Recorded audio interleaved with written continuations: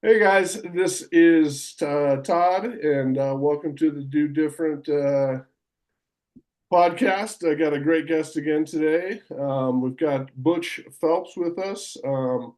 Butch, in the short time that we already talked, I've already learned some stuff about some of myself and kind of connectivity. So, welcome, Butch. And for the audience that doesn't know you, I'll let you kind of take over and introduce yourself. Well, thanks a lot, Todd. I'm glad you let me on your show. It's a great opportunity. I am actually a licensed massage therapist, and I know for most people, when they hear that, they think of the person doing the massage in a dark room. That's not me. I started learning about muscles in the beginning. It was something that came natural to me, but my focus shifted to how the brain and the muscles work together. I did that to solve my own problem, my own pain. And I was able to do that about 20 years ago. And I haven't had that pain since then. And I've helped hundreds of people doing that and actually wrote a book talking about exactly that, including nutrition, including why most treatments fail or work short term. And so you can use the book pretty much as a manual. And what's special about that is not only do you read about it, but there's a QR code in the book you can use and actually see videos that will help explain even deeper what I'm talking about in the book. Yeah, very cool. Yeah, definitely one of the things I wanted you to expand on a little bit because something that Okay. was a little bit eye-opening to me, and we talked about it a little bit, was how, if you've got pain in your left calf, the actual root of that problem is probably somewhere in your right shoulder. So kind of just explain or as best you Sure. can for those of Sure, us that sure. don't Well, I know. mean that's an area, yeah, that's an area that most people, including healthcare practitioners, aren't really trained in. The idea that how could my calf affect my neck, or how could the front of my thighs affect my back pain? And when you start looking at the muscles, think of them like rubber bands that are literally what moves the bones in your body. I mean, if you think of say, quadriplegic who they're alive, they have the same bones we have, they have muscles, but they just can't seem to get them to work. Without those muscles working, the bones can't move. And it's like, I think that the mistake some people make when it comes to muscle health is that we first think of the bones. If my knee hurts, it must be my joint. But the reality is that it's the muscles that actually applies the pressure to the bones that allows us to sit in the chairs like we're doing now. Then you have to look at the side of the emotional side of muscles. We always think of the physical side of muscles, but the emotional side of muscles, and understand that our muscles are like the slaves to our brains. So whatever you think, whatever you feel, whatever you do, your muscles will react based on where your head is. So if you have a back pain and you're worried about, oh my gosh, this could be a bulging disc, this could be a pinched nerve, I could see surgery, I could see all these things happening.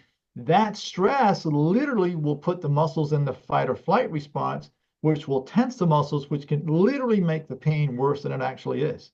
And when I started to see that in my own body, and I was able to start stopping that process in my own body, aches and pains that I had at 41, 42 years old, at almost 65, I no longer have and haven't had since then.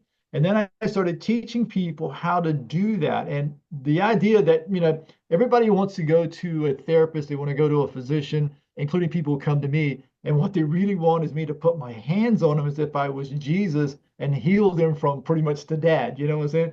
And it's like, the thing is that when it comes to your emotions and it comes to the pain you're feeling in your body, yes, the therapist can put their hands on you, put you in positions that's going to help you, but you ultimately have to be the person that relaxes and lets that go. Now, that can come from fears, it can come from worry, it can come from traumas that you've had in your past. And trauma can include even you had a shoulder pain, and all of a sudden, in your mind, every time you go to move your shoulder, for instance, your brain says, oh, that could be hurtful, that could be painful.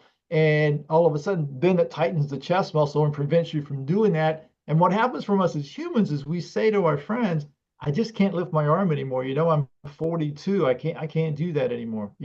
And so the idea of that's part of aging really is a misnomer. And part of my background is in aging sciences. I have a degree in aging sciences, which studies how do we age from age 30 to death, basically, emotionally and physically.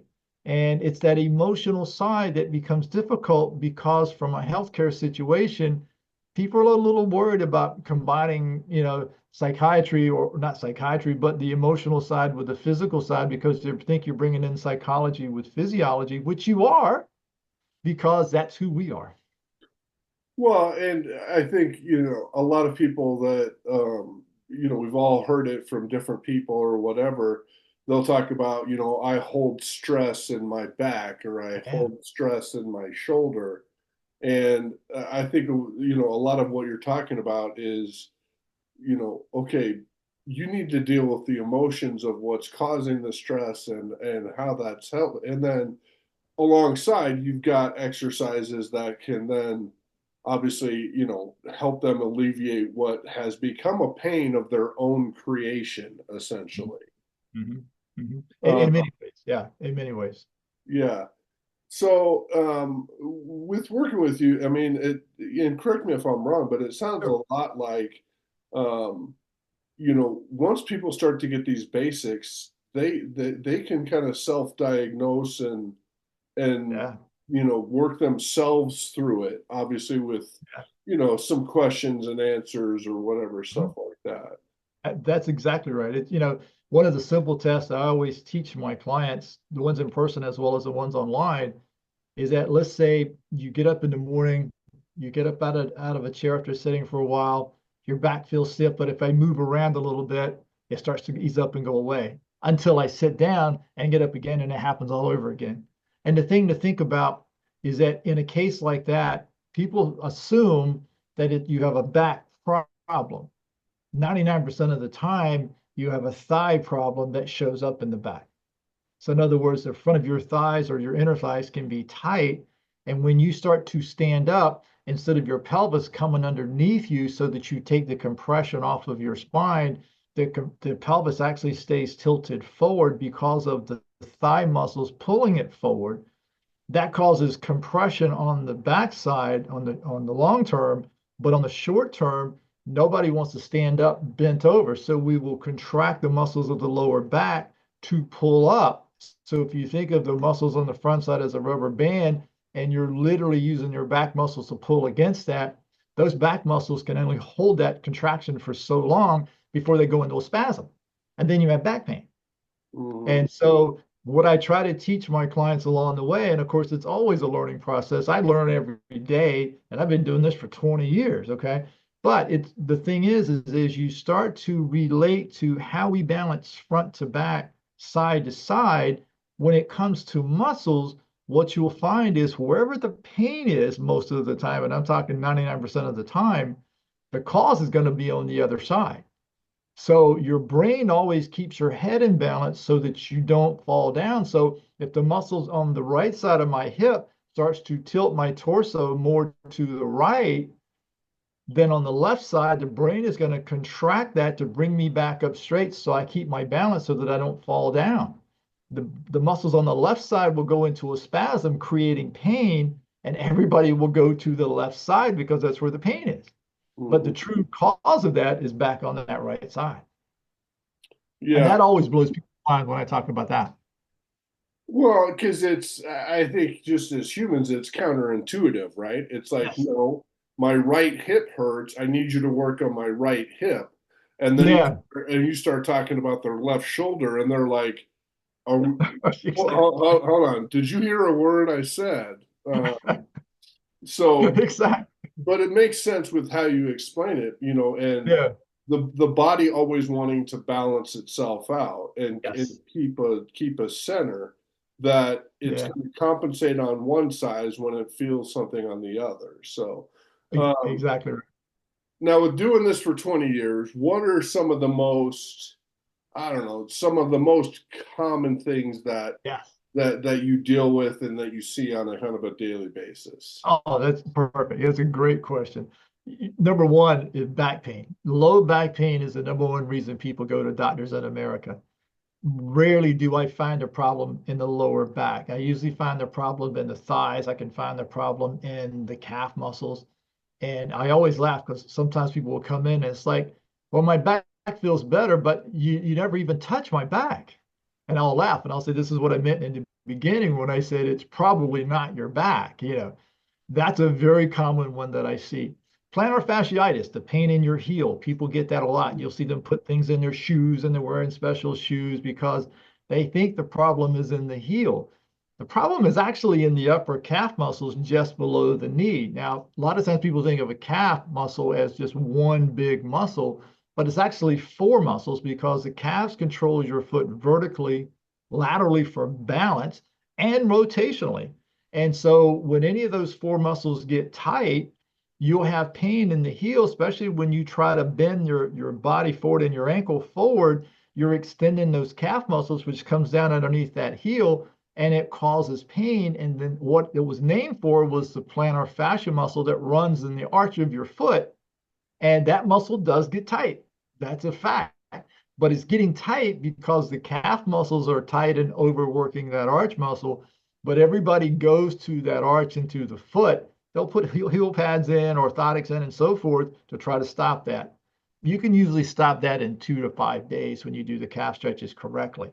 Now, having said that, most of the calf stretches that we're taught will not address that. It's a different type of a calf stretch. The other one that's very common, actually just two more, is the neck and shoulders because of computers driving on their phones and so forth.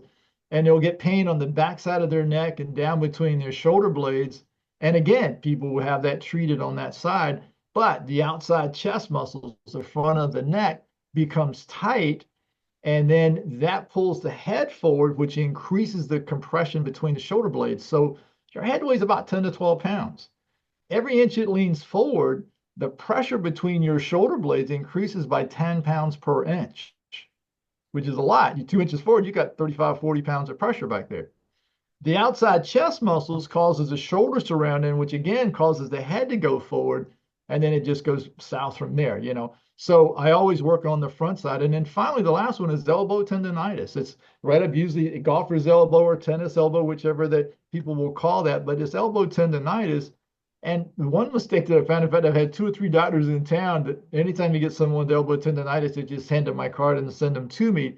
But that's something you can stop anywhere from within 1 hour to 24 hours because understanding that from your elbow to the tips of your fingers, you have 26 muscles there, and those muscles control the movement of the hand. So while the pain is in the elbow, the cause is down towards the hand. But teaching people how to free up the muscles in the forearm and free up the muscles in their hand, I mean, you can stop that pretty quickly. But it's just not something we're taught. Yeah, I mean, it kind of sounds like there's a macro and a micro look at it. The Yeah. macro is certainly having people understand that, the bigger picture, right? Like Yeah. your pain is here because of something you're doing over here, and having that understanding of the connectivity of it. But then, like you're just talking about, there's the micro is now that we've identified and you understand why you've got tennis elbow or whatever, is now getting down to the, for lack of a better term, the nitty gritty of how do you stretch, how do you loosen, how do we go about the ones and twos of Right. actually making it loose so that you don't feel that. Because That's exactly. understanding is great, but Yes. Yes. people are like, I understand it. I still got to get rid of the tennis elbow. Right, right, right, right. Well, it's sort of like what Tony Robbins said, knowledge is potential power. It can be a lot of power once you put the action into it. And having that action into it is where it becomes real important. So when I talk about stretching, most of the time people will think about, for good reason, how they stretched in gym class, how they stretched if they were an athlete, how they stretch at the gym that they go to today. And typically most stretching is that you'll go to a class and they're like, all right, we're going to stretch our hips, so tighten your abs and tighten your hips and pull over here and switch up, pull over, and it's like you hold it for 20, 30, 40 seconds at a time. Really and truly what that comes down to, because they're fighting with their brain, is resistance training, which is strength training. And so what we want to do is learn how to, or teach people how to isolate the muscles that we're trying to get to make that happen. So when I talk about stretching in my world, what I'm using is like a yoga strap, or I'll use my hands, but I'm doing it in a way that I'm actually focused on the tension in the muscles. Now, most people, when they think of stretching, they think they're pulling a muscle like taffy. I'm going to make my thigh muscle longer. I'm going to make my hamstrings longer, which is not true because they're attached on both ends and they're not going to get it. In other words, you're never going to have a day where your hamstring is the same length as Shaquille O'Neal's, for instance. It's just not going to happen. Right. But what you're doing is you're releasing the tension. And then what happens with the stretching that I do is I teach you how to get into that position. And then I teach you how to breathe and allow the brain to relax so the muscle can relax. And then you're going to repeat that stretch. You're only going to hold it for 5 seconds. Let me preface it with that. And then you're going to repeat that stretch 10 times. And the reason for the 10 times is you're literally showing your brain that this movement is safe and I didn't die from it. Nothing tore. I'm good. Okay. So think about it from this angle. If you did splits every single day and somebody said, hey, Todd's coming to the party on Friday, he's going to do splits for us, you would think nothing of that. But if you've never done a split and somebody says you're going to do it, your brain's going to go nuts and go, they're out of their minds. I could never do that. That's the same thing we're fighting in most of our stretching that we do today. Massage, the self massage that I teach people, same idea. Most people, when they think of massage, of course, a lot of people go into massage therapists and they get into the deep tissue where they're really digging in. And they think if they don't feel the pain, that something's not right. And yet they'll say to you, it feels good when I leave, but it'll last about 2 or 3 hours. There's a reason for that. When someone digs in too hard on your body and creates too much pain, your brain will contract the muscle to fight against the massage you're trying to give you. On top of that, from the therapist standpoint, they're going to damage their thumbs because it's like jamming your thumbs into a concrete wall.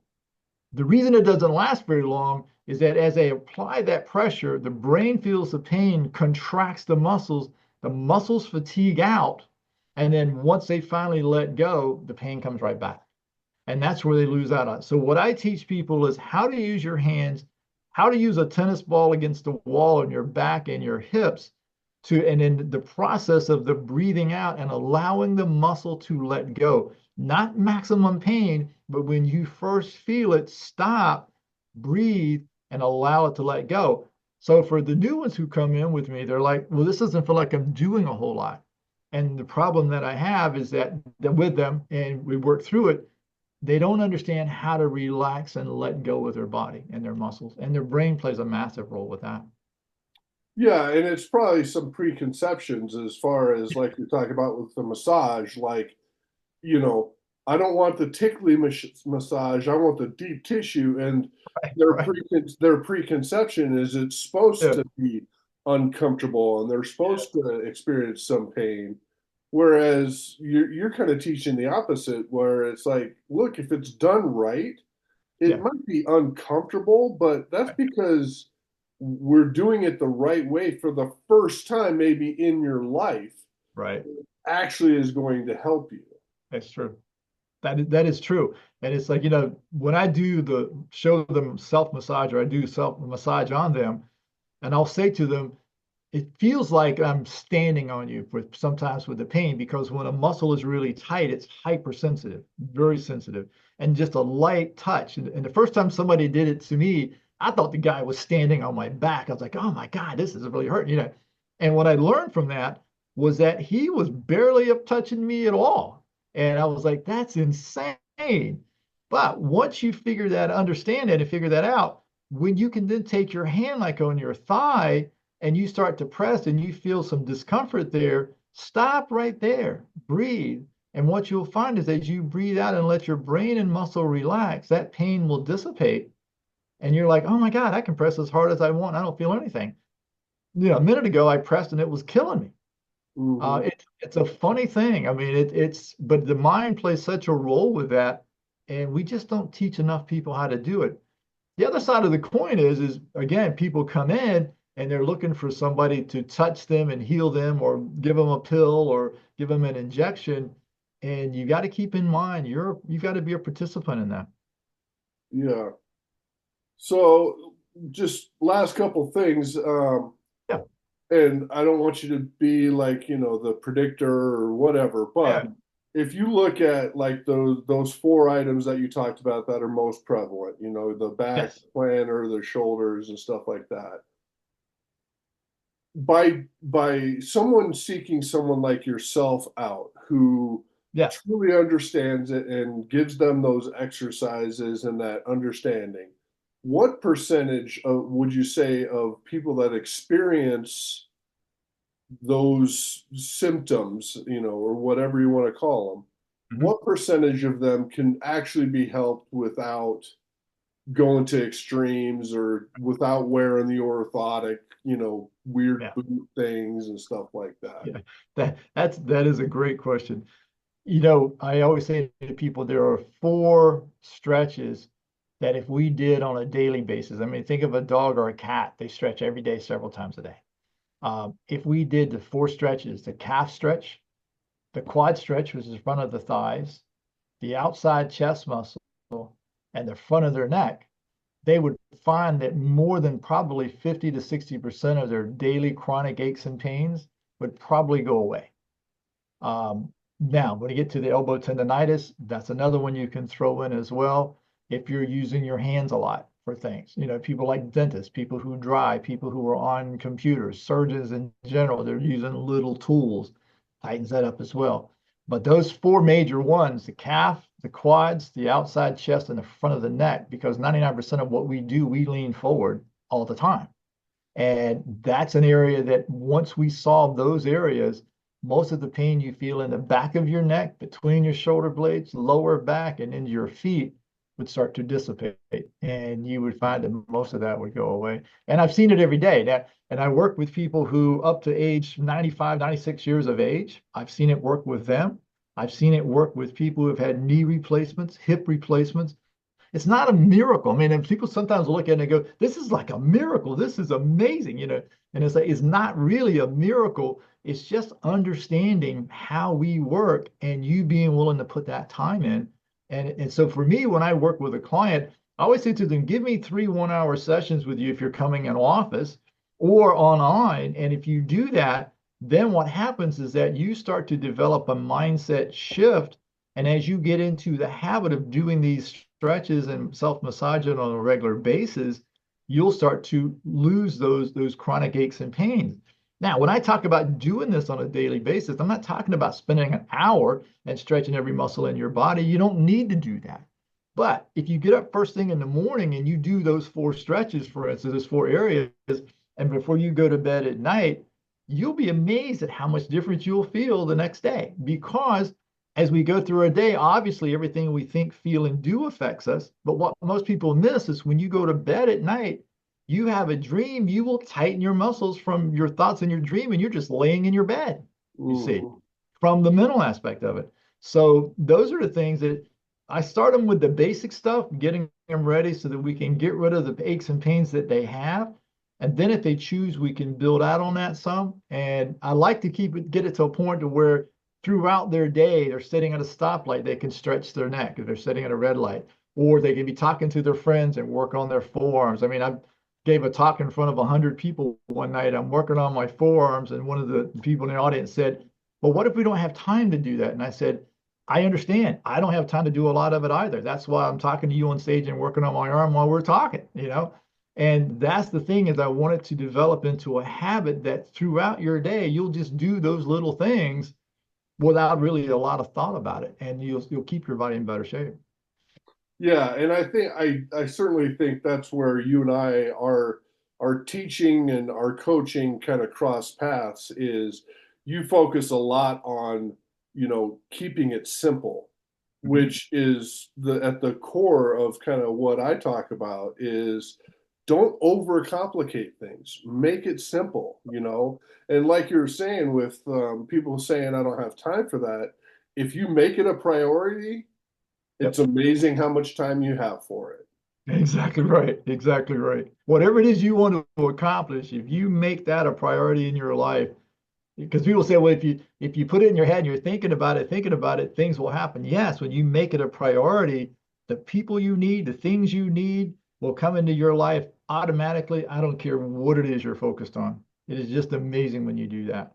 Yeah, for sure. So, all right, so we've got a couple minutes left. Butch, I'm gonna pass the mic to you. Let people know how they can get in touch with you, kind of look at some of the stuff that you do, because you're a wealth of knowledge, and just helping people kind of make those little connections. And it's amazing how, a couple 1 hour sessions and learning about it can truly dramatically change someone's life. So Absolutely. let, Absolutely. let Yeah. let people know how to get a hold of you and stuff like All right, that. man. Thank you. All right. So the best place I would say to start is go to my YouTube channel at the Muscle Repair Shop. On that channel, I got 150 videos that break down into specific areas of your body, and some of them are just general videos about what to do with your body in general. It's a great place to start. The videos are free, won't cost you a dime. You can do that and start that process. My book is available on Amazon. It's called Stretch and Release. It's more like a manual. And like I said earlier, the book will delve into what is the premise behind what I'm doing. How does nutrition play a role in that? And because we didn't talk about it, but I had lost like 135 pounds and really learned from a physician how to really control the inflammation in your body through your food. Then we talk about how traditional treatments come up short and why. And then we get into specific areas, the back, the calves, the neck and shoulders, hands and arms and so forth, where there's specific things in there talking about the specific stretches for those areas, basically the four common things I talked about earlier.